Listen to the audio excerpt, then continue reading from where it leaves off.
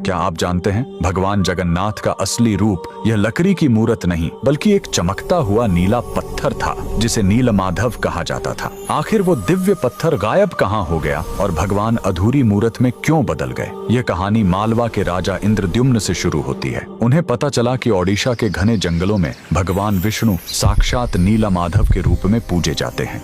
राजा ने अपने मंत्री विद्यापति को खोज पर भेजा। विद्यापति जंगलों में भटकते हुए आदिवासी सरदार विश्ववसु तक पहुंच गए, जो गुफा में गुप्त रूप से नीलमाधव की पूजा करते थे। विद्यापति ने सरदार की बेटी से शादी की और जिद करके गुफा देखने की बात मनवा ली। सरदार ने शर्त रखी कि वे उनकी आंखों पर पट्टी बांधकर ले जाएंगे, लेकिन विद्यापति ने चालाकी की। उन्होंने रास्ते में चुपके से सरसों के बीज गिरा दिए। कुछ दिनों बाद जब बारिश हुई तो सरसों के पौधे उग आए और विद्यापति को गुफा का रास्ता मिल गया। उसने तुरंत राजा को खबर दी। राजा इंद्रद्युम्न अपनी विशाल सेना लेकर घमंड के साथ भगवान को लेने पहुंचे, लेकिन उनके वहां पहुंचते ही नीलमाधव की मूर्ति हमेशा के लिए गायब हो गई। भगवान अपने भक्त विश्ववसु के साथ हुए धोखे और राजा के घमंड से नाराज थे। राजा ने रोकर माफी मांगी और अन्न जल त्याग दिया। तब आकाशवाणी हुई, मैं अब उस पत्थर के रूप में नहीं मिलूंगा, अब मैं समुद्र तट पर एक लकड़ी के लट्ठे के रूप में आऊंगा। कुछ समय बाद पुरी के समुद्र तट पर एक विशाल अद्भुत लकड़ी का लट्ठा तैरता हुआ आया। राजा समझ गए कि यही भगवान का नया रूप है। उन्होंने तुरंत आदेश दिया कि इस पवित्र लकड़ी से भगवान की मूर्ति बनाई जाए, लेकिन समस्या यह हुई कि वह कोई साधारण लकड़ी नहीं थी।